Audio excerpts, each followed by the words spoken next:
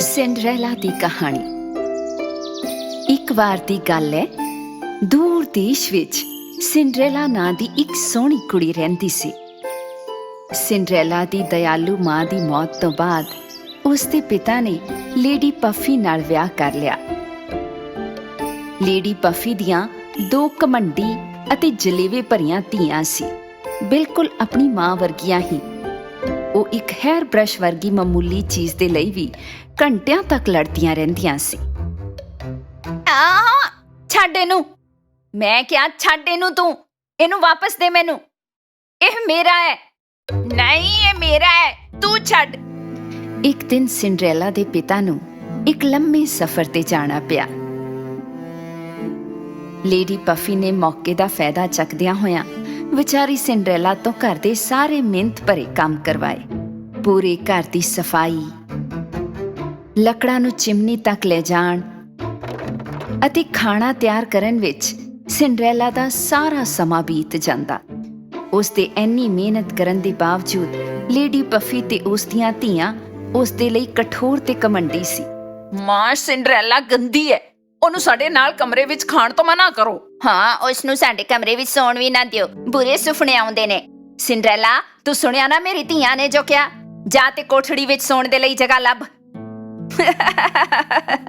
ਵਿਚਾਰੀ ਸਿੰਡਰੈਲਾ ਕੋਠੜੀ ਵਿੱਚ ਇੱਕ ਮਿੱਟੀ ਘੱਟੇ ਨਾਲ ਭਰੇ ਪੁਰਾਣੇ ਕਮਰੇ ਵਿੱਚ ਚਲੀ ਗਈ। ਉਸਨੇ ਆਪਣੀ ਨਿੱਕੀ ਬਾਰੀ ਤੋਂ ਬਾਹਰ ਬਗੀਚੇ ਵਿੱਚ ਵੇਖਿਆ ਅਤੇ ਸਮੇਂ-ਸਮੇਂ ਤੇ ਉਹ ਇੱਕ ਬਰਫ਼ ਵਰਗੇ ਚਿੱਟੇ ਕਬੂਤਰ ਨਾਲ ਗੱਲਾਂ ਕਰਦੀ। ਹੈਲੋ ਪਿਆਰੇ ਕਬੂਤਰ।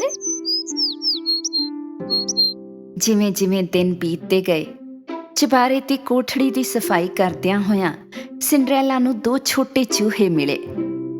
ਤੁਸੀਂ ਛੋਟੇ ਲੋਕੀ ਕੌਣ ਹੋ?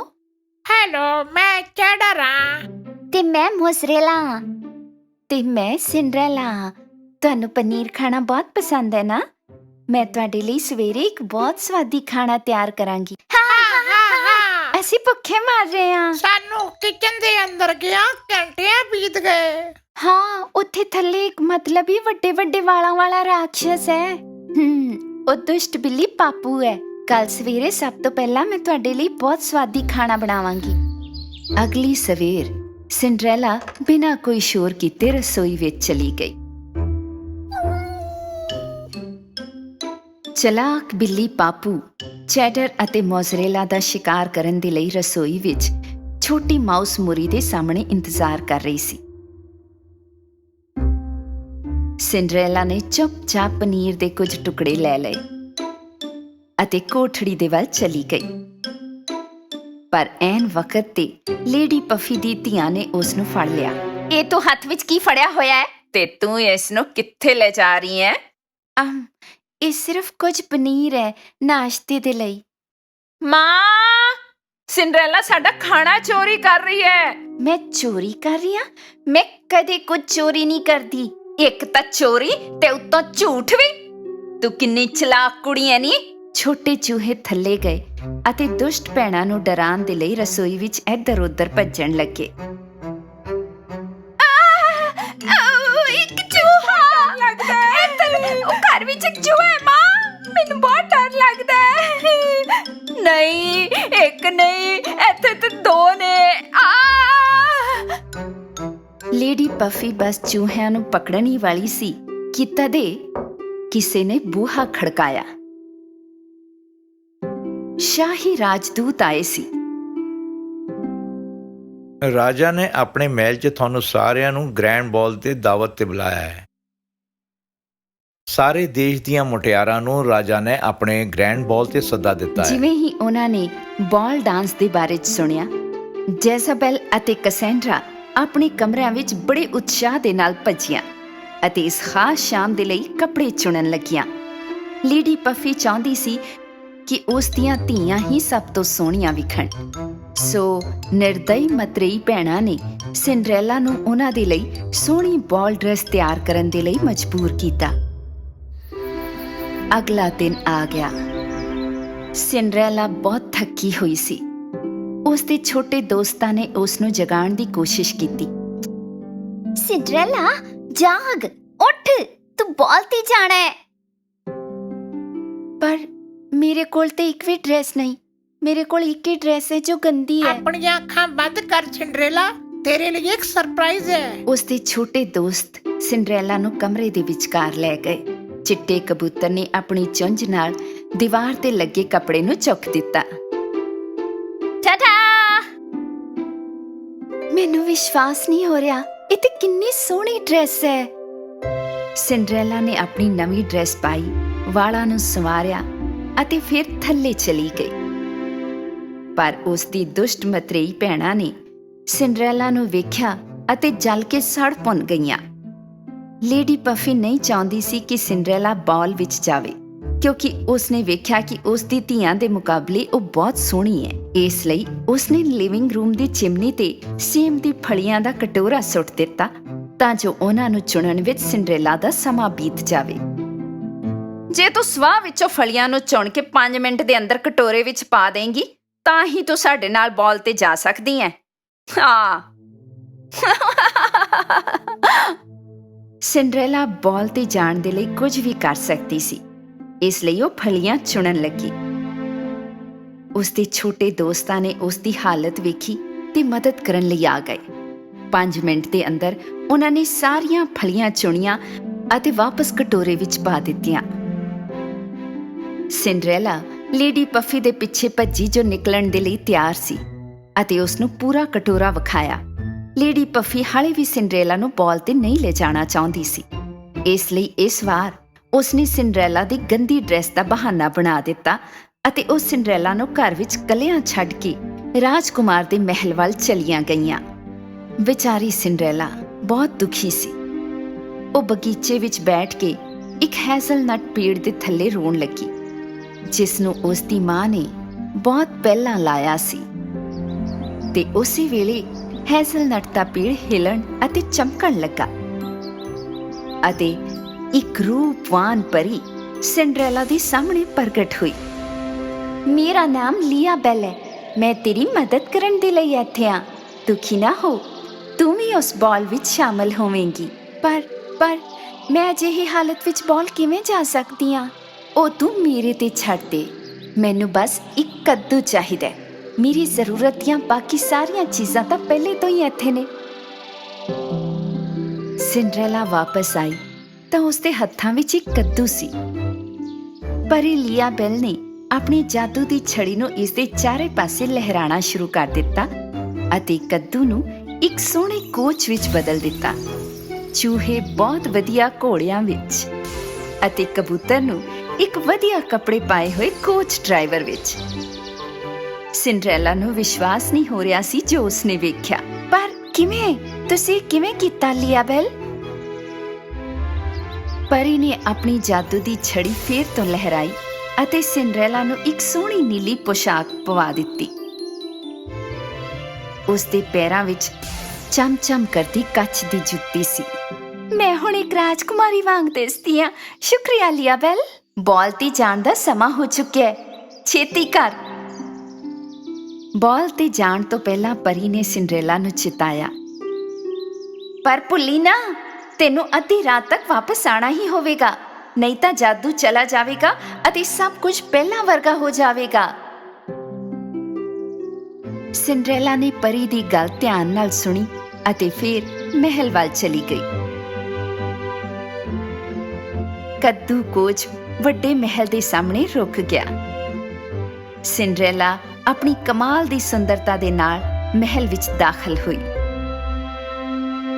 ਬਾਲ ਦੇ ਮਹਿਮਾਨ ਸਿੰਡਰੇਲਾ ਨੂੰ ਵੇਖ ਕੇ ਹੈਰਾਨ ਸੀ ਕਿ ਇਹ ਇੰਨੀ ਸੋਹਣੀ ਮੁਟਿਆਰ ਕੌਣ ਹੈ। ਨਾ ਤੇ ਲੇਡੀ ਪਫੀ ਤੇ ਨਾ ਹੀ ਉਸ ਦੀ ਧੀਆਂ ਨੂੰ ਅੰਦਾਜ਼ਾ ਹੋਇਆ ਕਿ ਇਹ ਸੋਹਣੀ ਕੁੜੀ ਅਸਲ ਵਿੱਚ ਸਿੰਡਰੇਲਾ ਸੀ। ਪ੍ਰਿੰਸ ਲੀਓ ਬਦੋ-ਬਦੀ ਸਿੰਡਰੇਲਾ ਵੱਲ ਖਿੱਚਦਾ ਗਿਆ ਅਤੇ ਉਸ ਨੂੰ ਉਸ ਨਾਲ ਪਹਿਲੀ ਨਜ਼ਰ ਵਿੱਚ ਹੀ ਪਿਆਰ ਹੋ ਗਿਆ। ਸੋਹਣੀ ਮੁਟਿਆਰੇ, ਕੀ ਮੈਂ ਤੇਰੇ ਨਾਲ ਨੱਚ ਸਕਦਾ ਹਾਂ?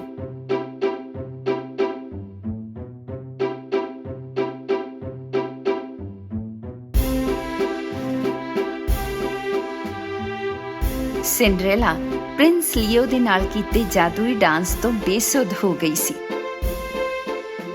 ਤਾਂ ਜੋ ਉਹ ਸਮੇਂ ਦੇ ਬਾਰੇ 'ਚ ਭੁੱਲ ਜਾਵੇ।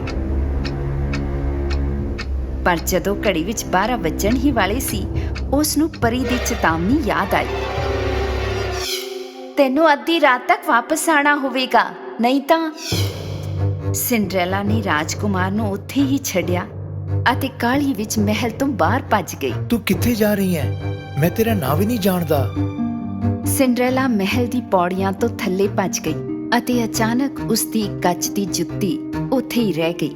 ਬਦਕਿਸਮਤੀ ਨਾਲ ਉਸ ਦੇ ਕੋਲ ਵਾਪਸ ਜਾਣ ਅਤੇ ਉਸ ਨੂੰ ਲੈਣ ਦਾ ਸਮਾਂ ਨਹੀਂ ਸੀ, ਇਸ ਲਈ ਉਹ ਕੋਚ ਦੇ ਵੱਲ ਜਿੰਨਾ ਤੇਜ਼ ਭੱਜ ਸਕਦੀ ਸੀ ਭੱਜੀ ਅਤੇ ਮਹਿਲ ਤੋਂ ਬਾਹਰ ਨਿਕਲ ਗਈ। ਇਹ ਜੁੱਤੀ ਜਿਸ ਦੀ ਹੈ, ਉਸ ਸੋਹਣੀ ਮੁਟਿਆਰ ਨੂੰ ਲੱਭੋ। ਲੋੜ ਪਈ ਤਾਂ ਦੇਸ਼ ਦੀਆਂ ਸਾਰੀਆਂ ਕੁੜੀਆਂ ਨੂੰ ਇਹ ਜੁੱਤੀ ਪਵਾ ਕੇ ਵੇਖੋ। ਘੜੀ ਵਿੱਚ 12 ਵੱਜਦੇ ਹੀ ਸਭ ਕੁਝ ਪਹਿਲਾਂ ਵਰਗਾ ਹੋ ਗਿਆ।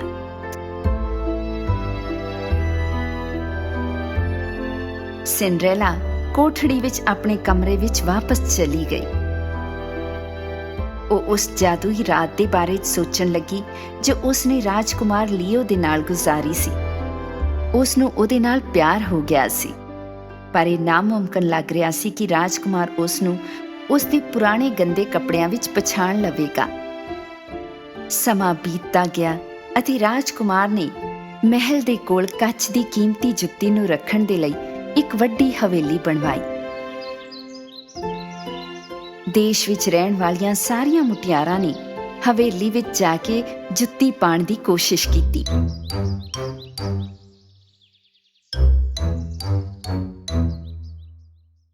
ਇੱਥੋਂ ਤੱਕ ਕਿ ਲੇਡੀ ਪਫੀ ਅਤੇ ਉਸ ਦੀਆਂ ਧੀਆਂ ਵੀ ਮਸ਼ਹੂਰ ਹਵੇਲੀ ਵਿੱਚ ਜਾ ਕੇ ਆਈਆਂ, ਪਰ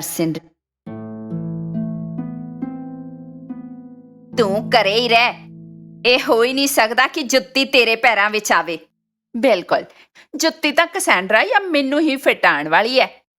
ਪਰ ਮੈਂ ਵੀ ਇਸ ਦੇਸ਼ ਵਿੱਚ ਰਹਿਣ ਵਾਲੀ ਇੱਕ ਮੁਟਿਆਰ ਹਾਂ, ਮੈਨੂੰ ਵੀ ਜੁੱਤੀ ਦੇ ਲਈ ਕੋਸ਼ਿਸ਼ ਕਰਨ ਦਾ ਹੱਕ ਹੈ। ਲੇਡੀ ਪਫੀ ਨੇ ਵੀ ਸਿੰਡਰੈਲਾ ਦੀ ਗੱਲ ਤੇ ਕੋਈ ਧਿਆਨ ਨਹੀਂ ਦਿੱਤਾ। ਉਸਨੇ ਉਸ ਨੂੰ ਘਰ ਵਿੱਚ ਬੰਦ ਕਰ ਦਿੱਤਾ ਅਤੇ ਆਪਣੀਆਂ ਧੀਆਂ ਦੇ ਨਾਲ ਚਲੀ ਗਈ। ਬੇਸ਼ੱਕ ਕੱਚ ਦੀ ਜੁੱਤੀ ਨਾ ਤਾਂ ਕਸੈਂਡਰਾ ਦੇ ਪੈਰਾਂ ਵਿੱਚ ਫਿੱਟ ਹੋਈ ਤੇ ਨਾ ਹੀ ਜੇਜ਼ਾਬੈਲ ਦੇ। ਜੇ ਮੈਂ ਬਸ ਥੋੜੀ ਹੋਰ ਕੋਸ਼ਿਸ਼ ਕਰਾਂ ਤੇ ਮੈਨੂੰ ਲੱਗਦਾ ਹੈ ਮੈਨੂੰ ਫਿੱਟ ਆ ਜਾਵੇ। ਰਾਤ ਦੇ ਸਮੇਂ ਜਦੋਂ ਹਵੇਲੀ ਜਗਮਗ ਕਰਦੀ ਸੀ, ਸਿੰਡਰੈਲਾ ਘਰ ਤੋਂ ਬਾਹਰ ਆਈ, ਮੋਜ਼ਰੇਲਾ ਅਤੇ ਚੈਡਰ ਦੀ ਬਦੌਲਤ। ਉਹ ਸ਼ਾਹੀ ਹਵੇਲੀ ਪਹੁੰਚੀ ਅਤੇ ਚਮ-ਚਮ ਕਰਦੀ ਕੱਚ ਦੀ ਜੁੱਤੀ ਵੱਲ ਚਲੀ ਗਈ। ਜਿਵੇਂ ਹੀ ਉਹ ਜੁੱਤੀ ਨੂੰ ਪਾਉਣ ਦੀ ਕੋਸ਼ਿਸ਼ ਕਰਨ ਵਾਲੀ ਸੀ, ਰਾਜਕੁਮਾਰ ਲੀਓ ਨੇ ਕਮਰੇ ਵਿੱਚ ਕਦਮ ਰੱਖਿਆ। ਖੜ ਜਾਓ, ਹਿੱਲਿਓ ਨਾ, ਤੁਸੀਂ ਇਹ ਜੁੱਤੀ ਖਰਾਬ ਕਰ ਦੋਗੇ। ਨਹੀਂ, ਇਹ ਮੇਰੀ ਜੁੱਤੀ ਹੈ। ਇਹ ਮੇਰੇ ਪੈਰ ਵਿੱਚ ਇੱਕਦਮ ਫਿੱਟ ਆਉਂਦੀ ਹੈ। ਉਹ ਸੱਚ ਕਹਿ ਰਹੀ ਹੈ, ਉਹ ਸਿੰਡਰੈਲਾ ਹੈ। ਸਿੰਡਰੈਲਾ ਨੇ ਹਿੰਮਤ ਕਰਕੇ ਪ੍ਰਿੰਸ ਲੀਓ ਦੇ ਸਾਹਮਣੇ ਜੁੱਤੀ ਪਾਈ ਅਤੇ ਉਸਨੇ ਮਹਿਸੂਸ ਕੀਤਾ ਕਿ ਜੁੱਤੀ ਸਿੰਡਰੈਲਾ ਦੇ ਪੈਰ ਵਿੱਚ ਬਿਲਕੁਲ ਫਿੱਟ ਬੈਠਦੀ ਹੈ। ਉਸ ਰਾਤ ਤੁਸੀਂ ਹੀ ਉਹ ਸੋਹਣੀ ਮੁਟਿਆਰ ਹੋ ਜਿਸ ਨਾਲ ਉਸ ਰਾਤ ਮੈਂ ਨੱਚਿਆ ਸੀ। ਕੀ ਮੈਂ ਤੁਹਾਡਾ ਨਾਂ ਜਾਣ ਸਕਦਾ? ਮੇਰਾ ਨਾਂ ਸਿੰਡਰੈਲਾ ਹੈ। ਸਿੰਡਰੈਲਾ। ਕੀ ਤੂੰ ਮੇਰੇ ਨਾਲ ਵਿਆਹ ਕਰੇਂਗੀ ਸਿੰਡਰੈਲਾ? ਸਿੰਡਰੈਲਾ ਨੇ ਖੁਸ਼ੀ ਨਾਲ ਹਾਂ ਕਿਹਾ, ਜਿਸ ਨਾਲ ਉਹ ਪਿਆਰ ਕਰਦੀ ਸੀ। ਉਹਨਾਂ ਨੇ ਵੱਡੇ ਮਹਿਲ ਵਿੱਚ ਵਿਆਹ ਕੀਤਾ ਅਤੇ ਉਸ ਤੋਂ ਬਾਅਦ ਹਮੇਸ਼ਾ ਖੁਸ਼ ਰਹੇ।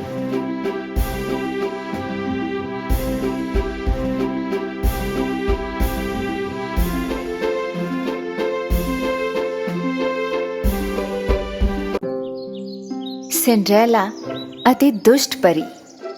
ਇੱਕ ਸਮੇਂ ਦੀ ਗੱਲ ਹੈ, ਦੂਰ ਦੇਸ਼ ਵਿੱਚ ਸਿੰਡਰੈਲਾ ਨਾਂ ਦੀ ਇੱਕ ਬਹੁਤ ਸੋਹਣੀ ਰਾਜਕੁਮਾਰੀ ਰਹਿੰਦੀ ਸੀ। ਸਿੰਡਰੈਲਾ ਦਾ ਵਿਆਹ ਸੋਹਣੇ ਰਾਜਕੁਮਾਰ ਲੀਓ ਨਾਲ ਹੋਇਆ। ਉਹ ਦੋਵੇਂ ਬਹੁਤ ਵੱਡੇ ਮਹਿਲ ਵਿੱਚ ਖੁਸ਼ੀ ਨਾਲ ਰਹਿ ਰਹੇ ਸੀ, ਆਪਣੇ ਜੀਵਨ ਦਾ ਆਨੰਦ ਮਾਣਦੇ ਹੋਏ। ਪਰ ਇੱਧਰ ਸਿੰਡਰੈਲਾ ਦੇ ਘਰ ਵਿੱਚ ਉਸ ਦੀ ਮਤਰੇਈ ਮਾਂ ਲੇਡੀ ਪਫੀ ਤੇ ਉਸ ਦੀ ਦੋਵੇਂ ਧੀਆਂ ਪਰੇਸ਼ਾਨ ਤੇ ਜਲੇਵੇ ਨਾਲ ਭਰੀਆਂ ਹੋਈਆਂ ਸੀ।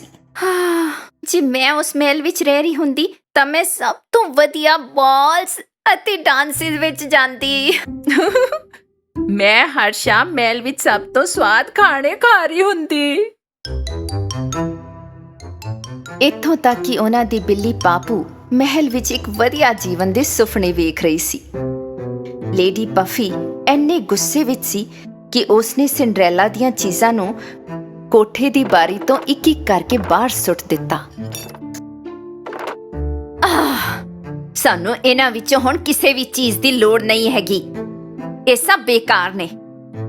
ਅਚਾਨਕ ਲੇਡੀ ਪਫੀ ਨੇ ਇੱਕ ਬਾਕਸ ਵੇਖਿਆ ਜੋ ਕਮਰੇ ਦੇ ਕੋਨੇ ਵਿੱਚ ਪਿਆ ਹੋਇਆ ਸੀ। ਬੜੇ ਉਤਸ਼ਾਹ ਦੇ ਨਾਲ ਉਸਨੇ ਉਹਨੂੰ ਖੋਲ੍ਹਿਆ ਅਤੇ ਇੱਕ ਪੁਰਾਣੀ ਪਾਕਟ ਘੜੀ ਵੇਖੀ। ਲੇਡੀ ਪਫੀ ਨੇ ਜੇਬ ਘੜੀ ਚੁੱਕੀ ਅਤੇ ਲਿਵਿੰਗ ਰੂਮ ਵਿੱਚ ਚਲੀ ਗਈ। ਕੁੜੀਆਂ ਵੀ ਪੁਰਾਣੀ ਘੜੀ ਨੂੰ ਵੇਖ ਕੇ ਬਹੁਤ ਉਤਸ਼ਾਹਿਤ ਸੀਗੀਆਂ ਅਤੇ ਉਹਨਾਂ ਨੇ ਇਸ ਨੂੰ ਖੋਲ੍ਹਣ ਦੇ ਲਈ ਘੜੀ ਦੇ ਸਾਈਡ ਤੇ ਲੱਗਿਆ ਬਟਨ ਦਬਾਇਆ ਤਾਂ ਜੋ ਵੇਖ ਸਕਣ ਕਿ ਇਸ ਦੇ ਅੰਦਰ ਕੀ ਲੁਕਿਆ ਸੀ। ਇਹ ਇੱਕ ਸਧਾਰਨ ਸ਼ੀਸ਼ੇ ਦੇ ਨਾਲ ਇੱਕ ਸਧਾਰਨ ਜਿਹੀ ਘੜੀ ਲੱਗਦੀ ਸੀ, ਸਿਵਾਏ ਇਸ ਦੇ ਕਿ ਘੜੀ ਦੇ ਹੱਥ ਪਿੱਛੇ ਦੇ ਵੱਲ ਮੁੜਦੇ ਸਨ। ਅਚਾਨਕ ਘੜੀ ਵਿੱਚੋਂ ਚਮਕਦਾਰ ਰੌਸ਼ਨੀ ਬਾਹਰ ਚਮਕਣ ਲੱਗੀ ਅਤੇ ਪੂਰੇ ਕਮਰੇ ਨੂੰ ਰੌਸ਼ਨ ਕਰ ਦਿੱਤਾ। ਉਹ ਸਾਰੇ ਹੈਰਾਨ ਸੀ ਕਿ ਅਚਾਨਕ ਇੱਕ ਦੁਸ਼ਟ ਪਰੀ ਉਹਨਾਂ ਦੇ ਸਾਹਮਣੇ ਪ੍ਰਗਟ ਹੋਈ। ਆਖਰਕਾਰ ਮੈਂ ਅਸਲੀ ਦੁਨੀਆ ਵਿੱਚ ਵਾਪਸ ਆ ਗਈ। ਤੂੰ ਕੌਣ ਹੈ? ਮੈਂ ਅਤੀਤ ਦੀ ਪਰੀਆਂ, ਮੇਰਾ ਨਾਂ ਕਾਇਰਾ ਬੈਲ ਹੈ। ਕਾਇਰਾ ਬੈਲ ਨੂੰ ਪਰੀਆਂ ਦੀ ਦੁਨੀਆ ਤੋਂ ਬਾਹਰ ਕੱਢ ਦਿੱਤਾ ਗਿਆ ਸੀ ਕਿਉਂਕਿ ਉਹ ਇੱਕ ਦੁਸ਼ਟ ਕਰੂਰ ਪਰੀ ਸੀ। ਉਸਨੇ ਲੇਡੀ ਪਫੀ ਅਤੇ ਉਸ ਦੀਆਂ ਧੀਆਂ ਨੂੰ ਕਿਹਾ, ਤੁਹਾਡੇ ਵਿੱਚੋਂ ਜਿਸਨੇ ਵੀ ਮੈਨੂੰ ਬਚਾਇਆ ਇੱਕ ਵਾਰ ਮੰਗ ਸਕਦੀ ਹੈ ਜੋ ਵੀ ਤੁਸੀਂ ਚਾਹੋ। ਮੈਂ ਤੁਹਾਨੂੰ ਬਚਾਇਆ। ਦੁਸ਼ਟ ਪਰੀ ਕਾਇਰਾ ਬੈਲ ਨੇ ਵਰ ਮੰਗਣ ਦੇ ਲਈ ਲੇਡੀ ਪਫੀ ਨੂੰ ਚੁਣਿਆ ਅਤੇ ਬਿਨਾਂ ਕਿਸੇ ਹਿਚਕਿਚਾਹਟ ਦੇ ਲੇਡੀ ਪਫੀ ਨੇ ਇੱਕ ਵਰ ਮੰਗਿਆ। ਮੈਂ ਚਾਹੁੰਦੀ ਹਾਂ ਕਿ ਤੁਸੀਂ ਸਮੇਂ ਨੂੰ ਵਾਪਸ ਨਾਈਟ ਆਫ ਬਾਲ ਵਿੱਚ ਲੈ ਜਾਓ। ਪ੍ਰਿੰਸ ਲੀਓ ਦਾ ਵਿਆਹ ਮੇਰੀ ਇੱਕ ਸੋਹਣੀ ਧੀ ਨਾਲ ਹੋਣਾ ਚਾਹੀਦਾ ਹੈ। ਦੁਸ਼ਟ ਪਰੀ ਨੇ ਆਪਣੇ ਜਾਦੂ ਦੀ ਛੜੀ ਜੇਬ ਘੜੀ ਤੇ ਲਹਿਰਾਈ ਅਤੇ ਉਸੇ ਵੇਲੇ ਪੂਰੇ ਦੇਸ਼ ਦੀ ਹਰ ਘੜੀ ਪਿੱਛੇ ਦੇ ਵੱਲ ਮੁੜ ਗਈ।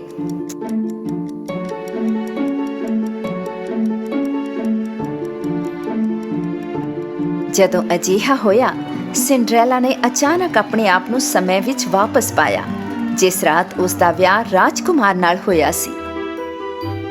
ਤਦ ਸਮਾਂ ਫਿਰ ਤੋਂ ਪਿੱਛੇ ਘੁੰਮ ਗਿਆ ਜਦੋਂ ਉਹ ਉਸ ਵਿਸ਼ਾਲ ਹਵੇਲੀ ਵਿੱਚ ਸੀ ਜੋ ਕੱਚ ਦੇ ਸਲਿੱਪਰ ਦੇ ਲਈ ਬਣਾਈ ਗਈ ਸੀ।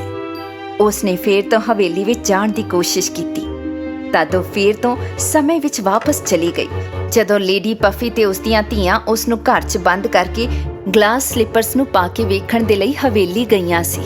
ਪ੍ਰਿੰਸ ਲੀਓ ਨੂੰ ਸਿੰਡਰੈਲਾ ਦੇ ਸਲਿੱਪਰਸ ਮਹਿਲ ਦੀਆਂ ਪੌੜੀਆਂ ਤੇ ਮਿਲੇ ਸੀ ਅਤੇ ਫਿਰ ਘੜੀ ਵਿੱਚ 12 ਵਜੇ ਕਮਾਲ ਦਾ ਡਾਂਸ ਇੱਕ ਵਾਰ ਫੇਰ ਹੋਇਆ। ਫਿਰ ਸਿੰਡਰੈਲਾ ਨੇ ਆਪਣੇ ਪੰਪਕਿਨ ਕੋਚ ਵਿੱਚ ਮਹਿਲ ਦਾ ਰੁਖ ਕੀਤਾ। ਸਮਾਂ ਪਿੱਛੇ ਦੇ ਵੱਲ ਖਿਸਕਦਾ ਰਿਹਾ ਜਦ ਤੱਕ ਕਿ ਸਿੰਡਰੈਲਾ ਨੇ ਖੁਦ ਨੂੰ ਚੈਡਰ ਅਤੇ ਮੋਜ਼ਰੇਲਾ ਦੇ ਨਾਲ ਹੈਜ਼ਲਨਟ ਦੇ ਪੇੜ ਦੇ ਥੱਲੇ ਬੈਠਿਆਂ ਪਾਇਆ ਅਤੇ ਪਰੀ ਲੀਆ ਬੈਲ ਫਿਰ ਤੋਂ ਵਾਪਸ ਆ ਗਈ। ਸੋਹਣੀ ਸਿੰਡਰੈਲਾ, ਮੈਂ ਤੇਰੀ ਮਦਦ ਕਰਨ ਲਈ ਆਈ ਹਾਂ। ਲੀਆ ਬੈਲ, ਕੀ ਚੱਲ ਰਿਹਾ ਹੈ? ਪ੍ਰਿੰਸ ਲੀਓ ਹੁਣ ਮੈਨੂੰ ਨਹੀਂ ਜਾਣਦੇ। ਇਹ ਜ਼ਰੂਰ ਮੇਰੀ ਦੁਸ਼ਟ ਭੈਣ ਕਾਇਰਾ ਬੈਲ ਦਾ ਕੰਮ ਹੋਣਾ। ਲੀਆ ਬੈਲ ਨੇ ਪਰੀਆਂ ਦੀ ਦੁਨੀਆ ਦੀ ਕੁਝ ਰਹੱਸਮਈ ਬਾਕਸ ਦੇ ਬਾਰੇ 'ਚ ਦੱਸਿਆ। ਉਸ ਬਕਸੇ ਨੂੰ ਖੋਲ੍ਹਣਾ ਸਖਤ ਮਨਾ ਸੀ ਪਰ ਪਰੀ ਕਾਇਰਾ ਬੈਲ ਨੇ ਇਸ ਨੂੰ ਕਿਸੇ ਤਰ੍ਹਾਂ ਖੋਲ੍ਹ ਦਿੱਤਾ ਹੈ। ਉਸਨੇ ਦੱਸਿਆ ਕਿ ਕਾਇਰਾ ਬੈਲ ਨੂੰ ਸਜ਼ਾ ਦਿੱਤੀ ਗਈ ਹੈ ਅਤੇ ਇੱਕ ਪੁਰਾਣੀ ਪਾਕਟ ਘੜੀ ਵਿੱਚ ਕੈਦ ਕੀਤਾ ਗਿਆ ਸੀ। ਬਹੁਤ ਲੰਮਾ ਸਮਾਂ ਬੀਤ ਜਾਣ ਦੇ ਬਾਅਦ ਉਸ ਨੂੰ ਲੇਡੀ ਪਫੀ ਅਤੇ ਉਸ ਦੀਆਂ ਧੀਆਂ ਨੇ ਕੈਦ ਤੋਂ ਆਜ਼ਾਦ ਕਰ ਦਿੱਤਾ ਹੈ। ਉਸਨੇ ਸਿੰਡਰੈਲਾ ਨੂੰ ਵਿਖਾਇਆ ਕਿ ਕਾਇਰਾ ਬੈਲ ਹੁਣ ਉਹਨਾਂ ਦੇ ਨਾਲ ਸੀ। ਲੇਡੀ ਪਫੀ ਨੇ ਕਾਇਰਾ ਬੈਲ ਤੋਂ ਇੱਕ ਭਿਆਨਕ ਇੱਛਾ ਮੰਗੀ ਹੈ। ਇਸ ਨੂੰ ਠੀਕ ਕਰਨ ਦੇ ਲਈ ਸਾਨੂੰ ਉਸ ਨੂੰ ਵਾਪਸ ਉਸ ਘੜੀ ਦੇ ਅੰਦਰ ਬੰਦ ਕਰਨਾ ਪਵੇਗਾ। ਮੈਂ ਰਾਜ਼ੀ ਹਾਂ, ਪਰ ਕਿਵੇਂ? ਲੀਆ ਬੈਲ, ਸਿੰਡਰੈਲਾ ਅਤੇ ਉਸ ਦੇ ਛੋਟੇ ਦੋਸਤਾਂ ਨੇ ਇੱਕ ਯੋਜਨਾ ਬਣਾਈ। ਕੁਝ ਹੋਰ ਦਿਨ ਪਿੱਛੇ ਵੱਲ ਮੁੜ ਗਏ।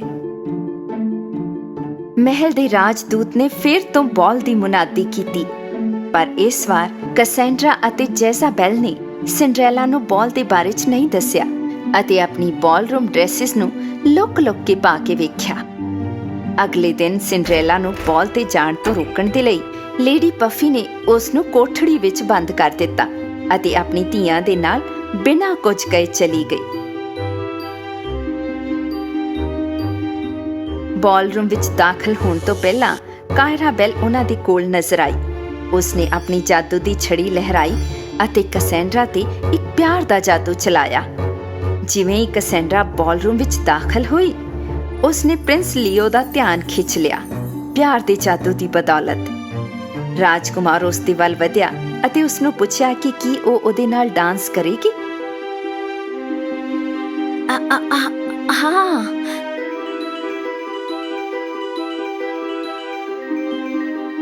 ਇਸ ਦਰਮਿਆਨ ਸਿੰਡਰੈਲਾ ਅਤੇ ਉਸ ਦੇ ਛੋਟੇ ਦੋਸਤ ਹਾਲੇ ਵੀ ਕੋਠੜੀ ਵਿੱਚ ਬੰਦ ਚੰਗੀ ਪਰੀ ਦਾ ਇੰਤਜ਼ਾਰ ਕਰ ਰਹੇ ਸੀ। ਚਿੱਟਾ ਕਬੂਤਰ ਸਿੰਡਰੈਲਾ ਦੀ ਛੋਟੀ ਬਾਰੀ ਤੇ ਪੁਰਾਣੀ ਪਾਕਟ ਘੜੀ ਨੂੰ ਲੈ ਕੇ ਪਹੁੰਚਿਆ, ਜਿਸ ਵਿੱਚ ਕਾਇਰਾ ਬੈਲ ਪਹਿਲਾਂ ਤੋਂ ਕੈਦ ਸੀ।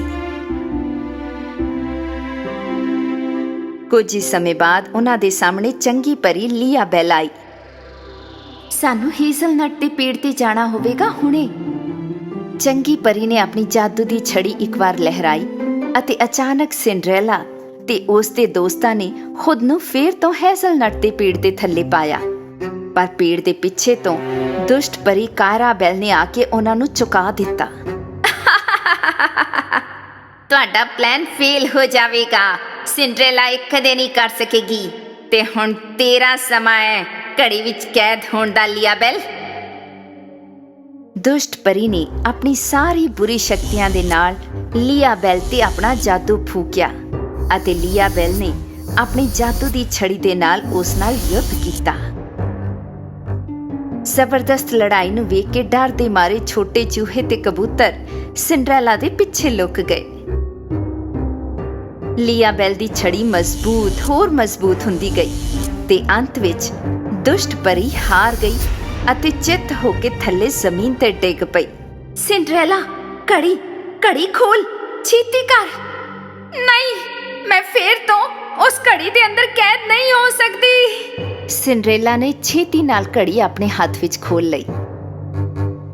ਦੁਸ਼ਟ ਪਰੀ ਕਾਇਰਾ ਬੈਲ ਹੌਲੇ-ਹੌਲੇ ਗਾਇਬ ਹੋ ਗਈ ਅਤੇ ਇੱਕ ਵਾਰ ਫੇਰ ਘੜੀ ਦੇ ਸ਼ੀਸ਼ੇ ਵਿੱਚ ਸਮਾ ਗਈ। ਦੇਸ਼ ਦੀਆਂ ਸਾਰੀਆਂ ਘੜੀਆਂ ਫੇਰ ਤੋਂ ਸਹੀ ਢੰਗ ਨਾਲ ਚੱਲਣ ਲੱਗੀਆਂ, ਪਰ ਬੇਸ਼ੱਕ ਇਹ ਕਹਾਣੀ ਦਾ ਅੰਤ ਨਹੀਂ ਸੀ। ਮੈਨੂੰ ਬਾਲ ਦੇ ਲਈ ਬਹੁਤ ਦੇਰ ਹੋ ਚੁੱਕੀ ਹੈ, ਲੀਆ ਬੈਲ। ਚੰਗੀ ਪਰੀ ਨੇ ਇੱਕ ਜਾਦੂਈ ਛੋਹ ਦੇ ਨਾਲ ਸਿੰਡਰੈਲਾ ਨੂੰ ਇੱਕ ਕਮਾਲ ਦੀ ਪੁਸ਼ਾਕ ਅਤੇ ਉਸ ਦੇ ਮਸ਼ਹੂਰ ਕੱਚ ਦੇ ਸਲੀਪਰਸ ਦਿੱਤੇ। ਕੁਝ ਹੀ ਪਲਾਂ ਦੇ ਬਾਅਦ ਜਾਦੂ ਦੀ ਥੋੜੀ ਮਦਦ ਨਾਲ ਉਸਨੇ ਕਬੂਤਰ ਨੂੰ ਇੱਕ ਵੱਡੇ ਪੰਛੀ ਵਿੱਚ ਬਦਲ ਦਿੱਤਾ ਤੇ ਸਿੰਡਰੈਲਾ ਕਬੂਤਰ ਦੀ ਪਿੱਠ ਤੇ ਬਹਿ ਗਈ ਤੇ ਬਿਨਾਂ ਇੱਕ ਪਲ ਗਵਾਏ ਉਹ ਛੇਤੀ ਨਾਲ ਮਹਿਲ ਦੇ ਵੱਲ ਉੱਡ ਗਏ।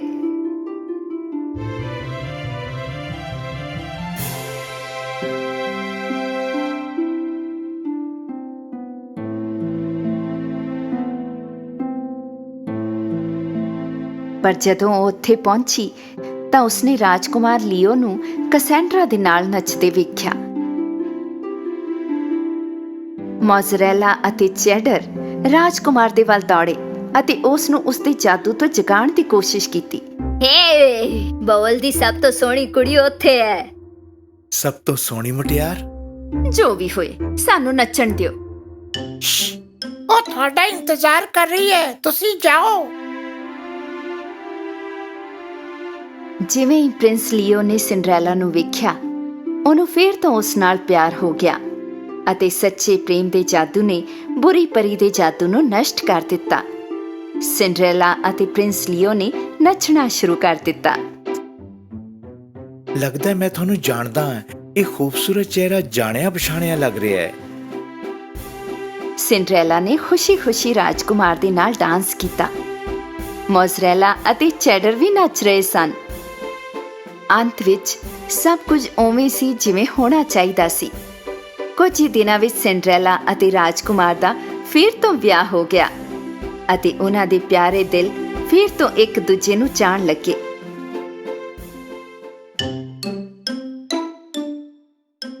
ਜਦਕਿ ਲੇਡੀ ਪਫੀ ਅਤੇ ਉਸ ਦੀਆਂ ਧੀਆਂ ਜਲੇਵੇ ਦੇ ਮਾਰੇ ਪਾਗਲ ਹੋ ਰਹੀਆਂ ਸੀ। ਅਸੀਂ ਇਹ ਫੇਰ ਤੋਂ ਨਹੀਂ ਕਰ ਸਕੇ, ਅਸੀਂ ਇਹ ਫੇਰ ਤੋਂ ਨਹੀਂ ਕਰ ਸਕੇ।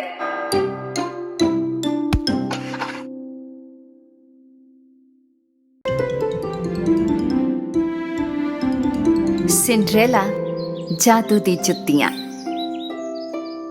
ਇੱਕ ਵਾਰ ਦੀ ਗੱਲ ਹੈ, ਦੂਰ ਦੇਸ਼ ਵਿੱਚ ਸਿੰਡਰੈਲਾ ਨਾਂ ਦੀ ਇੱਕ ਖੂਬਸੂਰਤ ਕੁੜੀ ਰਹਿੰਦੀ ਸੀ। ਦਿਆਲੂ ਰਾਜਕੁਮਾਰੀ ਸਿੰਡਰੈਲਾ ਆਪਣੇ ਬਹੁਤ ਸੋਹਣੇ ਮਹਿਲ ਵਿੱਚ ਆਪਣੇ ਰਾਜਕੁਮਾਰ ਲੀਓ ਦੇ ਨਾਲ ਰਹਿੰਦੀ ਸੀ। ਉਹਨਾਂ ਦੇ ਦੇਸ਼ ਵਿੱਚ ਇੱਕ ਬੁੱਢੀ ਜਨਾਨੀ ਰਹਿੰਦੀ ਸੀ ਜੋ ਲੰਮੇ ਸਮੇਂ ਤੋਂ ਬੇਕਰੀ ਵਿੱਚ ਕੰਮ ਕਰ ਰਹੀ ਸੀ। ਉਹ ਸਭ ਤੋਂ ਸਵਾਦ ਬ੍ਰੈਡ ਬੇਕ ਕਰਿਆ ਕਰਦੀ ਸੀ, ਪਰ ਸ਼ਾਇਦ ਹੀ ਕੋਈ ਜਾਣਦਾ ਸੀ ਕਿ ਇਹ ਬੁੱਢੀ ਜਨਾਨੀ ਜ਼ੀਨੀਆ ਅਸਲ ਵਿੱਚ ਇੱਕ ਖਤਰਨਾਕ ਜਾਦੂਗਰਨੀ ਸੀ। ਜ਼ੀਨੀਆ ਤਹਿਖਾਨੇ ਵਿੱਚ ਹਮੇਸ਼ਾ ਆਪਣੇ ਛੋਟੇ ਜਿਹੇ ਮੈਜਿਕ ਰੂਮ ਵਿੱਚ ਬਾਰ-ਬਾਰ ਜਾਂਦੀ ਰਹਿੰਦੀ ਸੀ। ਉਸ ਦਾ ਇਹ ਮੈਜਿਕ ਰੂਮ ਬਾਕੀ ਸਾਰਿਆਂ ਤੋਂ ਲੁਕਿਆ ਹੋਇਆ ਸੀ। ਉਹ ਲੋਕਾਂ ਦੇ ਲਈ ਤਰ੍ਹਾਂ-ਤਰ੍ਹਾਂ ਦੀਆਂ ਜੜੀਆਂ ਬੂਟੀਆਂ ਬਣਾਇਆ ਕਰਦੀ ਜੋ ਉਸ ਨੂੰ ਜਾਦੂ ਦੇ ਲਈ ਪੁੱਛਣ ਆਉਂਦੇ ਸੀ। ਜਿਵੇਂ-ਜਿਵੇਂ ਦਿਨ ਬੀਤਦੇ ਗਏ, ਲੇਡੀ ਪਫੀ ਤੇ ਉਸ ਦੀਆਂ ਧੀਆਂ ਕਸੈਂਡਰਾ ਅਤੇ ਜੈਜ਼ਾਬੈਲ ਹਾਲੇ ਵੀ ਸ਼ਾਨਦਾਰ ਮਹਿਲ ਤੇ ਕਬਜ਼ਾ ਜਮਾਉਣ ਦੇ ਲਈ ਖੁਰਾਫਾਤੀ ਯੋਜਨਾਵਾਂ ਬਣਾਉਂਦੀਆਂ ਰਹਿੰਦੀਆਂ ਸੀ। ਮੈਨੂੰ ਯਕੀਨ ਹੈ ਕਿ ਇਸ ਵਿੱਚ ਕੁਝ ਜਾਦੂ ਸੀ। ਕਸਾਂਡਰਾ ਨੇ ਜ਼ੀਨੀਆ ਨਾਂ ਦੀ ਜਾਦੂਗਰਨੀ ਦਾ ਜ਼ਿਕਰ ਕੀਤਾ ਜੋ ਆਪਣੇ ਤਹਿਖਾਨੇ ਵਿੱਚ ਗੁਪਤ ਰੂਪ ਨਾਲ ਜੜੀਆਂ ਬੂਟੀਆਂ ਤਿਆਰ ਕਰਦੀ ਸੀ। ਉਸੇ ਦਿਨ ਸਿੰਡਰੈਲਾ ਤੇ ਪ੍ਰਿੰਸ ਲੀਓ ਮਹਿਲ ਵਿੱਚ ਇੱਕ ਬਾਲ ਕਰਨ ਦੀ ਯੋਜਨਾ ਬਣਾ ਰਹੇ ਸੀ। ਮੈਂ ਬਾਲ ਵਿੱਚ ਆਪਣੀ ਕੱਚ ਦੀਆਂ ਜੁੱਤੀਆਂ ਪਾਵਾਂਗੀ। ਜਦੋਂ ਬਾਲ ਦੀ ਤਿਆਰੀਆਂ ਚੱਲ ਰਹੀਆਂ ਸਨ, ਲੇਡੀ ਪਫੀ ਅਤੇ ਉਸ ਦੀਆਂ ਧੀਆਂ ਪਹਿਲਾਂ ਤੋਂ ਹੀ ਦੁਸ਼ਟ ਜਾਦੂਗਰਨੀ ਨੂੰ ਮਿਲਣ ਜਾ ਰਹੀਆਂ ਸੀ। ਉਹ ਉਦੋਂ ਤੱਕ ਇੱਕ ਜੰਗਲ ਦੀ ਸੜਕ ਦੇ ਨਾਲ-ਨਾਲ ਚੱਲ ਰਹੀਆਂ ਸੀ ਜਦ ਤੱਕ ਉਹਨਾਂ ਨੇ ਅੰਤ ਵਿੱਚ ਉਸ ਤੇ ਲਿਖੇ ਕੁਝ ਅਜੀਬ ਅੱਖਰਾਂ ਦੇ ਨਾਲ ਇੱਕ ਇਸ਼ਾਰੇ ਨੂੰ ਨਹੀਂ ਵੇਖਿਆ। ਜਿਵੇਂ ਹੀ ਉਹ ਇਸ਼ਾਰੇ ਦੇ ਮੁਤਾਬਕ ਅੱਗੇ ਵਧੀਆਂ, ਉਹਨਾਂ ਨੇ ਸੁਰੰਗ ਦਾ ਪ੍ਰਵੇਸ਼ ਦੁਆਰ ਵੇਖਿਆ ਅਤੇ ਇਸ ਵਿੱਚ ਦਾਖਲ ਹੋ ਗਈਆਂ। ਇਸ ਰਹੱਸਮਈ ਸੁਰੰਗ ਵਿੱਚ ਜੋ ਬਹੁਤ ਹਨੇਰੀ ਸੀ, ਮੋਮਬੱਤੀਆਂ ਜਾਦੂਈ ਤਰੀਕੇ ਨਾਲ ਬਲਦੀਆਂ ਸੀ। ਜਿਵੇਂ-ਜਿਵੇਂ ਉਹ ਗੁਜ਼ਰ ਰਹੀਆਂ ਸਨ, ਥੋੜਾ ਹੋਰ ਥੱਲੇ ਰਸਤੇ ਤੇ ਉਹਨਾਂ ਨੂੰ ਇੱਕ ਉੱਲੂ ਨਜ਼ਰ ਆਇਆ।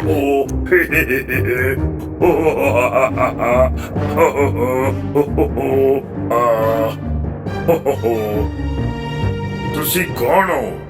ਇੱਥੇ ਕੀ ਕਰ ਰਹੇ ਹੋ? ਇਸ ਸੜਕ ਤੇ ਤੁਹਾਨੂੰ ਪਾਸਵਰਡ ਨਹੀਂ ਪਤਾ?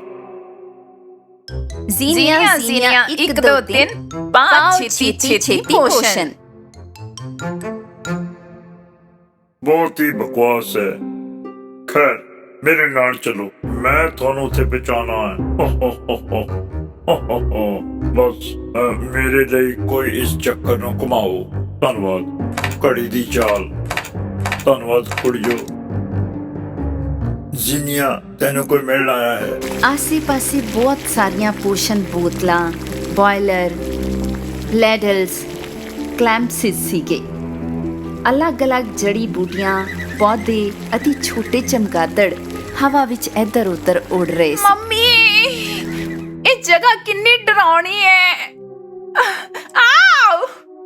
ਰੰਗੀਨ ਧੂਏ ਵਿੱਚ ਲੇਡੀ ਪਫੀ ਅਤੇ ਉਸ ਦੀਆਂ ਧੀਆਂ ਜਾਦੂਗਰਨੀ ਦਾ ਬੇਸਬਰੀ ਨਾਲ ਇੰਤਜ਼ਾਰ ਕਰਨ ਲੱਗੀਆਂ।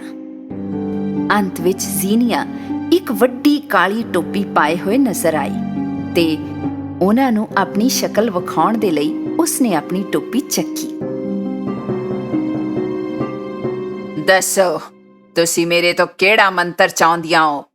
ਉਸੇ ਵੇਲੇ ਲੇਡੀ ਪਫੀ ਨੂੰ ਮਹਿਸੂਸ ਹੋਇਆ ਕਿ ਜ਼ੀਨੀਆ ਅਸਲ ਵਿੱਚ ਉਸ ਦੀ ਭੈਣ ਸੀ, ਜਿਸ ਨੂੰ ਉਸਨੇ ਵਰਿਆਂ ਤੋਂ ਨਹੀਂ ਵੇਖਿਆ ਸੀ। ਪਰ ਤੂੰ ਤੇ ਮੇਰੀ ਭੈਣ ਹੈ। ਮੈਨੂੰ ਆਪਣੀਆਂ ਅੱਖਾਂ ਤੇ ਵਿਸ਼ਵਾਸ ਨਹੀਂ ਹੋ ਰਿਹਾ। ਪਫੀ, ਇਹ ਤੂੰ ਹੈ? ਅਸੀਂ ਸੋਚਿਆ ਕਿ ਤੂੰ ਗਵਾਚ ਗਈ ਹੈ। ਤੂੰ ਤੇ ਹੁਣ ਇੱਕ ਜਾਦੂ ਕਰਨੀ ਹੈ। ਹਾਂ ਹੁਣ ਮੈਂ ਇਹ ਸਭ ਕਰ ਸਕਦੀ ਹਾਂ।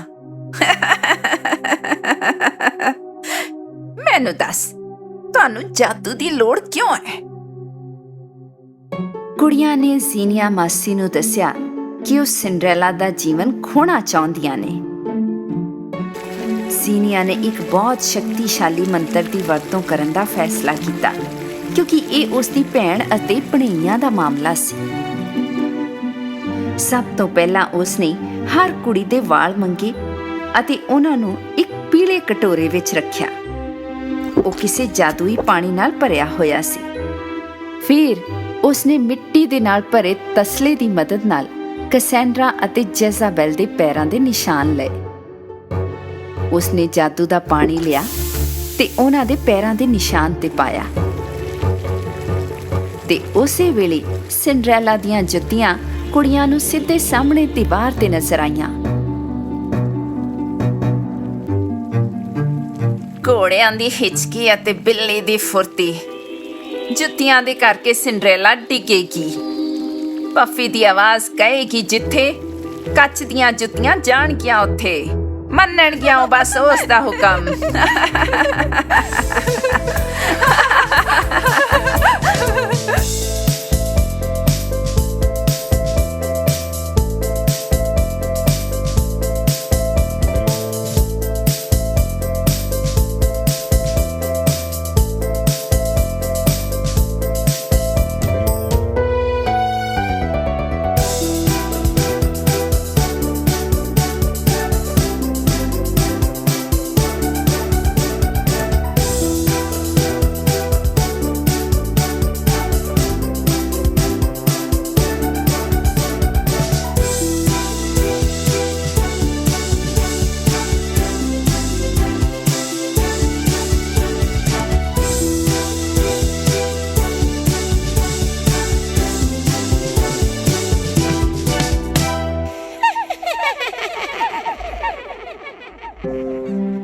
ਤੇ ਆਖਰ ਬਾਲ ਦੀ ਰਾਤ ਆ ਪਹੁੰਚੀ। ਸਿੰਡਰੈਲਾ ਨੇ ਆਪਣੀ ਪਸੰਦ ਦੀ ਪੋਸ਼ਾਕ ਪਾਈ, ਆਪਣੀ ਕੀਮਤੀ ਕੱਚ ਦੀਆਂ ਜੁੱਤੀਆਂ ਦੇ ਨਾਲ ਅਤੇ ਬਾਲਰੂਮ ਵਿੱਚ ਚਲੀ ਗਈ। ਲੇਡੀ ਪਫੀ ਅਤੇ ਉਸ ਦੀਆਂ ਧੀਆਂ ਨੇ ਸਿੰਡਰੈਲਾ ਨੂੰ ਹਾਲ ਦੇ ਇੱਕ ਕੋਨੇ ਵਿੱਚ ਚੁਪਕੇ ਨਾਲ ਵੇਖਿਆ। ਠੀਕ ਹੈ ਜਾਦੂ ਦੀ ਜੁੱਤੀਓ, ਸਿੰਡਰੈਲਾ ਨੂੰ ਠੋਕਰ ਖਾਣ ਦਿਓ।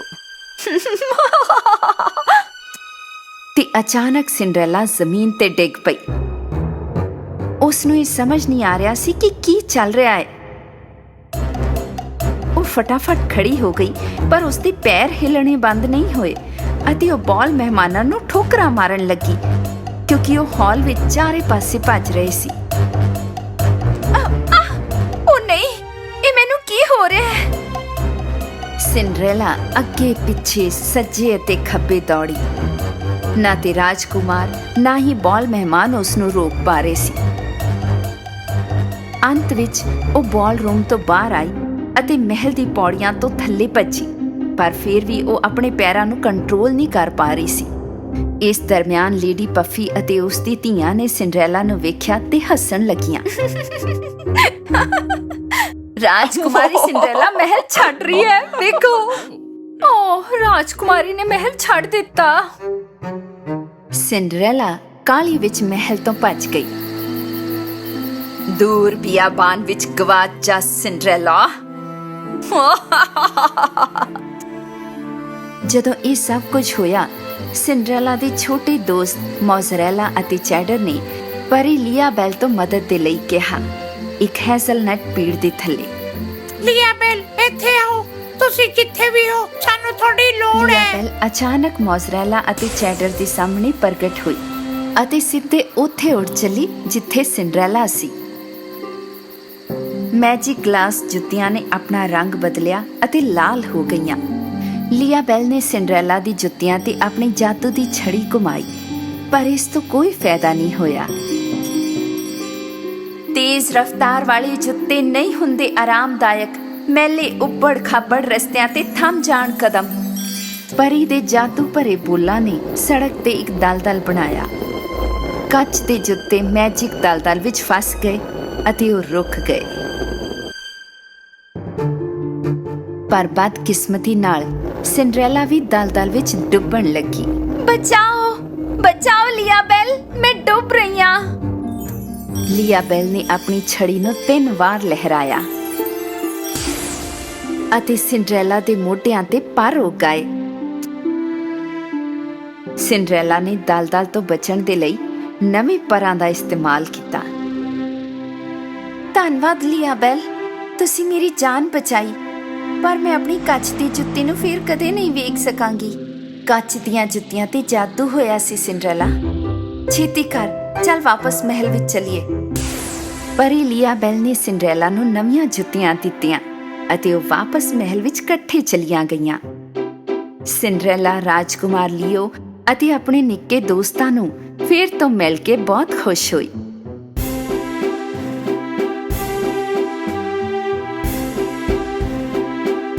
ਜਦ ਲੇਡੀ ਪਫੀ ਅਤੇ ਉਸ ਦੀ ਧੀਆਂ ਨੂੰ ਪਤਾ ਚੱਲਿਆ ਕਿ ਉਹਨਾਂ ਦੀ ਦੁਸ਼ਟ ਯੋਜਨਾ ਤੇ ਪਾਣੀ ਫਿਰ ਗਿਆ, ਤਾਂ ਉਹਨਾਂ ਨੇ ਉਸੇ ਵੇਲੇ ਬਾਲ ਨੂੰ ਛੱਡ ਦਿੱਤਾ। ਆਹ, ਚੰਗੇ ਲੋਕੀ ਹਮੇਸ਼ਾ ਜੀਤਦੇ ਨੇ, ਮੈਨੂੰ ਇਸ ਤੋਂ ਨਫ਼ਰਤ ਹੈ। ਸਿੰਡਰੈਲਾ ਅਤੇ ਉਸ ਦੇ ਪਰਿਵਾਰ ਵਾਲੇ ਹਮੇਸ਼ਾ ਇਕੱਠੇ ਖੁਸ਼ੀ-ਖੁਸ਼ੀ ਰਹਿਣ ਲੱਗੇ। ਉੱਲੂ ਨੇ ਸਭ ਕੁਝ ਵੇਖਿਆ ਅਤੇ ਜਾਦੂਗਰਨੀ ਜ਼ੀਨੀਆ ਨੂੰ ਦੱਸਿਆ।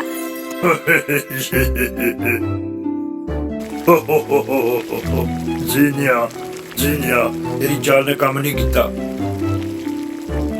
ਨਹੀਂ, ਇਹ ਨਹੀਂ ਹੋ ਸਕਦਾ। ਉਹ ਮੇਰੇ ਵਰਗੀ ਜਾਦੂਗਰਨੀ ਨੂੰ ਕਿਵੇਂ ਹਰਾ ਸਕਦੇ ਨੇ? ਕੋਈ ਵੀ ਇੰਜ ਨਹੀਂ ਕਰ ਸਕਦਾ। और ठंड रख जीनिया।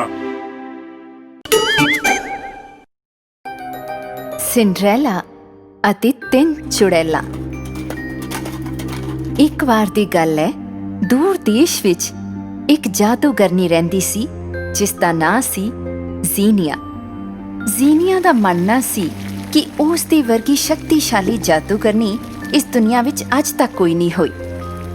ਪਰ ਜਦੋਂ ਪਰੀ ਲੀਆਬੈਲ ਨੇ ਉਸ ਦੇ ਇੱਕ ਮੰਤਰ ਨੂੰ ਤੋੜ ਦਿੱਤਾ ਤਾਂ ਜ਼ੀਨੀਆ ਨੂੰ ਮਹਿਸੂਸ ਹੋਇਆ ਕਿ ਉਸ ਦਾ ਜਾਦੂ ਕਮਜ਼ੋਰ ਪੈ ਗਿਆ। ਸੋ ਉਸਨੇ ਆਪਣੇ ਜਾਦੂ ਨਾਲ ਜਾਦੂਗਰਾਂ ਅਤੇ ਚੁੜੈਲਾਂ ਨੂੰ ਆਪਣੀ ਟੀਮ ਵਿੱਚ ਸ਼ਾਮਲ ਹੋਣ ਦੇ ਲਈ ਬੁਲਾਇਆ। ਮੈਂ ਤੁਹਾਨੂੰ ਬੁਲਾ ਰਹੀ ਹਾਂ, ਦੁਨੀਆ ਦੇ ਹਰ ਕੋਨੇ ਤੋਂ ਜਾਦੂਗਰੋ ਅਤੇ ਚੁੜੈਲੋ। कि ये यंत्र काम करता है? ਮੈਨੂੰ ਕੋਈ ਇਸ਼ਾਰਾ ਦਿਓ। ਜ਼ੀਨੀਆ ਦੀ ਕਾਲ ਦਾ ਜਵਾਬ ਦੇਣ ਵਾਲਿਆਂ ਵਿੱਚੋਂ ਸਭ ਤੋਂ ਪਹਿਲੀ ਸੀ ਦੁਸ਼ਟ ਚੁੜੈਲ ਹੈਲਾ। ਫਿਰ ਪਾਣੀ ਦੇ ਥੱਲੇ ਦੀ ਦੁਨੀਆ ਤੋਂ ਵੇਗਾ ਗੱਲਬਾਤ ਵਿੱਚ ਸ਼ਾਮਲ ਹੋਈ ਅਤੇ ਆਖਰ ਵਿੱਚ ਉਹਨਾਂ ਨੇ ਰਲ ਕੇ ਦਗਾਬਾਜ਼ੀ ਦੀਆਂ ਯੋਜਨਾਵਾਂ ਬਣਾਉਣੀਆਂ ਸ਼ੁਰੂ ਕੀਤੀਆਂ। ਹੈਲਾ ਨੇ ਦੱਸਿਆ ਕਿ ਉਹ ਸਨੋ ਵਾਈਟ ਦੀ ਸੁੰਦਰਤਾ ਨੂੰ ਖਤਮ ਕਰਨਾ ਚਾਹੁੰਦੀ ਹੈ ਅਤੇ ਵੇਗਾ ਨੇ ਮਰਮੇਡ ਆਰਿਆ ਨੂੰ ਨੁਕਸਾਨ ਪਹੁੰਚਾ ਕੇ ਪਾਣੀ ਦੇ ਥੱਲੇ ਦੇ ਰਾਜ ਤੇ ਸ਼ਾਸਨ ਕਰਨ ਦੀ ਯੋਜਨਾ ਬਣਾਈ। ਸਾਨੂੰ ਜ਼ਰੂਰੀ ਰਾਜਕੁਮਾਰੀਆਂ ਦੇ ਖਿਲਾਫ ਯੁੱਧ ਜਿੱਤਣਾ ਚਾਹੀਦਾ ਹੈ, ਪਰ ਅਸੀਂ ਸਿੰਡਰੈਲਾ ਦੇ ਨਾਲ ਸ਼ੁਰੂਆਤ ਕਰਾਂਗੇ। ਅਤੇ ਫਿਰ ਸਨੋ ਵਾਈਟ ਅਤੇ ਮਰਮੇਡ ਆਰਿਆ।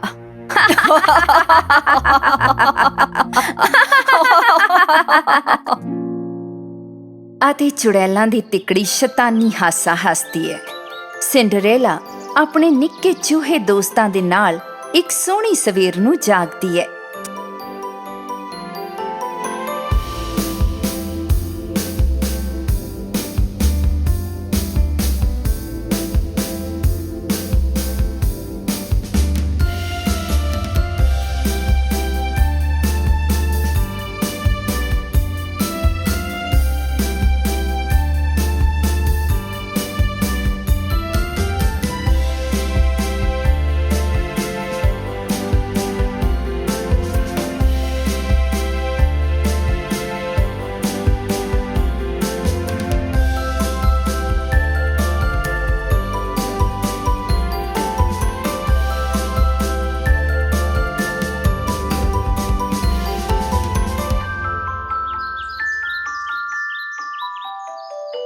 ਕਿੰਨੀ ਸੋਹਣੀ ਲੱਗਦੀ ਹੈ ਮੇਰੀ ਰਾਜਕੁਮਾਰੀ। ਪਰ ਇਸ ਤੋਂ ਪਹਿਲਾਂ ਕਿ ਉਹ ਜਵਾਬ ਦੇ ਸਕਦੀ, ਉਹਨਾਂ ਦੇ ਪੈਰਾਂ ਦੇ ਥੱਲੇ ਤੋਂ ਧਰਤੀ ਹਿੱਲਣ ਲੱਗੀ। ਉਹਨਾਂ ਦੇ ਆਲੇ ਦੁਆਲੇ ਦੇ ਪੇੜ ਡਿੱਗਣ ਵਾਲੇ ਸੀ। ਉਹ ਖੱਬੇ ਤੋਂ ਸੱਜੇ ਨੂੰ ਡੋਲ ਰਹੇ ਸੀ। ਸਿੰਡਰੈਲਾ ਦਾ ਚਿੱਟਾ ਕਬੂਤਰ ਦੋਸਤ ਘਬਰਾ ਕੇ ਉੱਡਦੇ ਹੋਏ ਉਹਨਾਂ ਦੇ ਕੋਲ ਆਇਆ। ਇੱਥੇ ਕੀ ਚੱਲ ਰਿਹਾ ਹੈ? ਕਿਰਪਾ ਕਰਕੇ ਮਦਦ ਦੇ ਲਈ ਪੁੱਛੋ ਚਿੱਟੇ ਕਬੂਤਰ। ਜਦੋਂ ਚਿੱਟੇ ਕਬੂਤਰ ਨੇ ਸਿੰਡਰੈਲਾ ਦੀ ਹਾਲਤ ਤੇ ਧਿਆਨ ਦਿੱਤਾ ਤਾਂ ਉਸਨੇ ਪਾਣੀ ਦੇ ਥੱਲੇ ਦੇ ਰਾਜ ਲਈ ਇੱਕ ਚਿੱਠੀ ਦੇ ਨਾਲ ਮਹਾਸਾਗਰ ਵੱਲ ਨੂੰ ਉਡਾਰੀ ਭਰੀ। ਇਹ ਹੋ ਕੀ ਰਿਹਾ ਹੈ? ਨਹੀਂ ਨਹੀਂ, ਮਹਿਲ ਮੇਰੇ ਰਾਜਕੁਮਾਰ, ਉਹ ਵੇਖੋ ਮਹਿਲ ਡਿੱਗ ਰਿਹਾ ਹੈ। ਮਹਿਲ ਮਿਟਣ ਲੱਗਾ। ਇਹ ਧਰਤੀ ਤੋਂ ਮਿਟਣ ਹੀ ਵਾਲਾ ਸੀ। ਇਹ ਸਭ ਇਸ ਲਈ ਹੋ ਰਿਹਾ ਸੀ ਕਿਉਂਕਿ 3 ਦੁਸ਼ਟ ਜਾਦੂਗਰਨੀਆਂ ਜ਼ੀਨੀਆ, ਹੈਲਾ ਅਤੇ ਵੇਗਾ ਨੇ ਆਪਣੀ ਕ੍ਰਿਸਟਲ ਗੇਂਦਾਂ ਦੀ ਮਦਦ ਨਾਲ ਮਹਿਲ ਨੂੰ ਇਕੱਠਿਆਂ ਜੋੜਿਆ ਸੀ। ਉਹਨਾਂ ਨੂੰ ਲੱਗਿਆ ਕਿ ਉਹਨਾਂ ਨੂੰ ਰੋਕਿਆ ਨਹੀਂ ਜਾ ਸਕਦਾ। ਅਤੇ ਜਦੋਂ ਮਹਿਲ ਪੂਰੀ ਤਰ੍ਹਾਂ ਨਾਲ ਢਹਿ ਜਾਵੇਗਾ ਤਾਂ ਤੂੰ ਆਪਣੇ ਆਪ ਗਾਇਬ ਹੋ ਜਾਵੇਂਗੀ।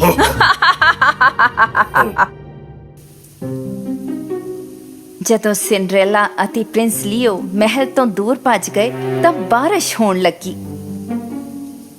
ਤਾਂ ਉਹਨਾਂ ਨੇ ਇੱਕ ਹੇਜ਼ਲਨਟ ਦੇ ਦਰਖਤ ਹੇਠਾਂ ਸ਼ਰਨ ਲਈ। ਇਹ ਇੱਕ ਹੇਜ਼ਲਨਟ ਪੇੜ ਹੈ।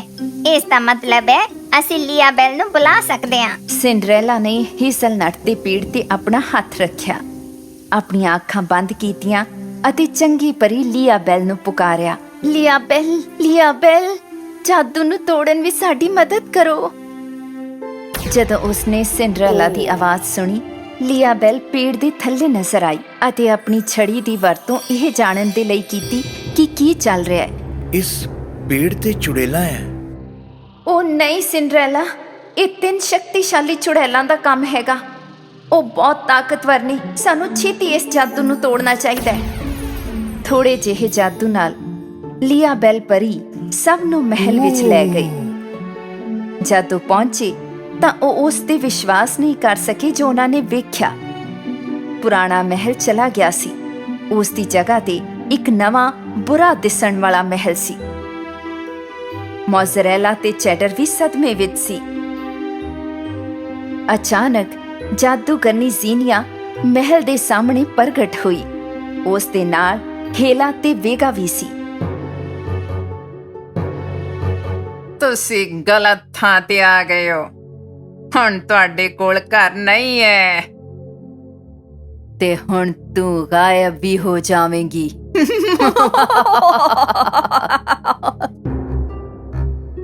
ਹਰ ਇੱਕ ਦੁਸ਼ਟ ਚੁੜੈਲ ਨੇ ਸਿੰਡਰੈਲਾ ਉੱਤੇ ਜਾਦੂ ਦੇ ਬੋਲਟ ਨਾਲ ਅੱਗ ਬਰਸਾਣੀ ਸ਼ੁਰੂ ਕਰ ਦਿੱਤੀ। ਲੀਆਬੈਲ ਘਬਰਾ ਗਈ ਅਤੇ ਉਸਨੇ ਸਿੰਡਰੈਲਾ ਨੂੰ ਆਪਣੀ ਛੜੀ ਨਾਲ ਜਾਦੂ ਦੀ ਕਿਰਨਾਂ ਤੋਂ ਬਚਾਉਣ ਦੀ ਕੋਸ਼ਿਸ਼ ਕੀਤੀ, ਪਰ ਉਹ ਬਾਹਰ ਨਿਕਲੀ ਹੋਈ ਸੀ ਅਤੇ ਜਾਦੂ ਨੇ ਸ਼ਕਤੀ ਨੂੰ ਸੋਖ ਲਿਆ। ਉਸਨੇ ਤਕਰੀਬਨ ਹਾਰ ਮੰਨ ਲਈ ਸੀ। ਉਹ ਆਪਣੀ ਜਾਦੂ ਦੀ ਛੜੀ ਨੂੰ ਜ਼ਿਆਦਾ ਦੇਰ ਤੱਕ ਫੜ ਕੇ ਨਹੀਂ ਰੱਖ ਸਕੀ ਤੇ ਇਹ ਡਿੱਗ ਪਈ। ਸਿੰਡਰੈਲਾ ਨੇ ਫਟਾਫਟ ਜਾਦੂ ਦੀ ਛੜੀ ਚੁੱਕ ਲਈ ਅਤੇ ਇਸ ਨੂੰ ਚੁੜੈਲਾਂ ਦੇ ਵੱਲ ਘੁਮਾ ਦਿੱਤਾ। ਕਿਸਮਤ ਨਾਲ ਛੜੀ ਦਾ ਪ੍ਰਕਾਸ਼ ਜਾਦੂ ਦੀ ਕਿਰਨਾਂ ਨੂੰ ਰੋਕ ਸਕਦਾ ਸੀ। ਓ ਨਹੀਂ ਨਹੀਂ, ਹੁਣ ਅਸੀਂ ਕੀ ਕਰਨ ਵਾਲੇ ਆ? ਪਰ ਦੁਸ਼ਟ ਚੁੜੈਲ ਹਾਰ ਮੰਨਣ ਵਾਲੀ ਨਹੀਂ ਸੀ। ਇਸ ਵਾਰ ਵੇਗਾ ਨੇ ਆਪਣੀ ਸ਼ਕਤੀ ਦੀ ਵਰਤੋਂ ਕਰਕੇ ਸਿੰਡਰੈਲਾ ਨੂੰ ਧਰਤੀ ਦੇ ਥੱਲੇ ਦੇ ਡੂੰਘੇ ਵਾਲੇ ਪਾਣੀ ਦੀ ਵਰਤੋਂ ਕਰਕੇ ਹਰਾ ਦਿੱਤਾ। ਉਸਨੇ ਧਰਤੀ ਦੇ 2 ਫਾੜ ਕਰ ਦਿੱਤੇ ਅਤੇ ਜਲ ਦੀ ਧਾਰ ਬਹਿ ਨਿਕਲੀ। ਓ ਨਹੀਂ, ਉਹ ਇਸ ਤਰ੍ਹਾਂ ਕਿਵੇਂ ਕਰ ਸਕਦੀ ਹੈ? ਤੂੰ ਮੈਨੂੰ ਕਦੇ ਨਹੀਂ ਹਰਾ ਸਕੇਂਗੀ। ਜਿਵੇਂ ਹੀ ਪਾਣੀ ਚਾਰੋਂ ਤਰਫ ਵਗਣ ਲੱਗਾ, ਕੁਝ ਅਜਿਹਾ ਹੋਇਆ ਜੋ ਕਿਸੇ ਨੇ ਸੋਚਿਆ ਵੀ ਨਹੀਂ ਸੀ।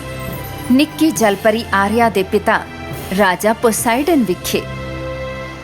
ਮੈਂ ਤੇਰੀ ਚਿੱਠੀ ਪੜ੍ਹ ਲਈ ਹੈ। ਵੇਗਾ ਦੀ ਫਿਕਰ ਛੱਡ ਦੇ। ਪੋਸਾਈਡਨ ਨੇ ਆਪਣੇ ਤਿਰਸ਼ੂਲ ਨੂੰ ਲਿਆ ਅਤੇ ਕੁਝ ਪਾਣੀ ਚੁੜੈਲਾਂ ਦੇ ਵੱਲ ਸੁੱਟ ਦਿੱਤਾ। ਚੁੜੇਲਾਂ ਨੂੰ ਪਾੜ ਦੇ। ਨਹੀਂ, ਰੁਕੋ, ਤੁਸੀਂ ਇੰਜ ਨਹੀਂ ਕਰ ਸਕਦੇ।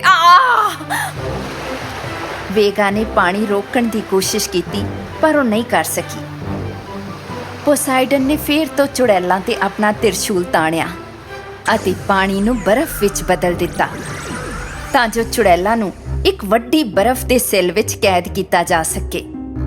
ਲੀਆਬੈਲ ਨੂੰ ਮਦਦ ਕਰਨ ਦਾ ਮੌਕਾ ਨਜ਼ਰ ਆਇਆ ਉਸਨੇ ਆਪਣੀ ਛੜੀ ਚੁੱਕੀ ਅਤੇ ਇਸ ਦੀ ਸ਼ਕਤੀ ਨਾਲ ਬਰਫ਼ ਦੀ ਸਿਲ ਨੂੰ ਚਾਰੇ ਪਾਸਿਓਂ ਜੰਜੀਰ ਨਾਲ ਬੰਨ੍ਹ ਦਿੱਤਾ ਤੇ ਵੱਡਾ ਸਾਰਾ ਤਾਲਾ ਲਾ ਦਿੱਤਾ।